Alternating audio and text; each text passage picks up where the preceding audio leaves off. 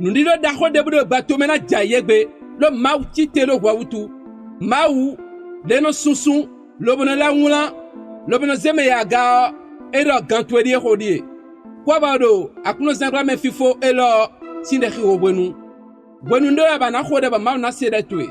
Mena hando Deutéronome chapitre 9 verset 10. Emi mulando ko mau ma vanvo no mi oteti bodo nu mi gbegbe mi kledo sokpa o ede suno ulampi do awunya teweji bo benu mi ami nu gbegbe debude ye mulando gbezanto wo mausi alo gangan na levo wula do dagbe to di do nko Jesus Christ me nu gbegbe debude batole ko mulando gbatwe wo ba moda mojena tio mau ma vanvo holono enasi aloton lo bona le wula do dagbe dinwe do Jesus sin come ami menda ho debude da midu ganu gbatwe le bo wulande do gbazanto me bra mojena tio no adigbano e do mau holono edo mina susu bi bona le wula bana imonwe dia do kanchicha me ha mau dion mau janze nu da holedo alo menwe kaka soy do Jesus sin come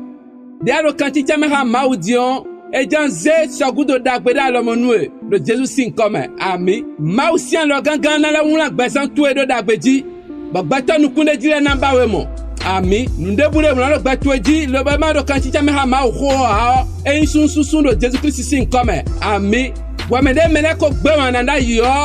be si egbe wa me vo e so si blo nde bu adi awunya de ko metole gbe odun be wa yan awunya dodo do Jesus Christ sin come ni mo nuwe ami zo de na to si ma si ho me o e na zewe ya gaba na gbovonu mele bi do kwetu egbe da zoto me do projet to le me do nuwa to le bi me do Jesus Christ sin come ami noin to le ba ko isi si to le ma u na ze aloton gagan lo bana la ibi wa nuwe bona fun agwando tatu me do Jesus Christ sin come nu fifa ma utoni kon lo di to e da kuno ze gba me fifo lo na ninu awa jije me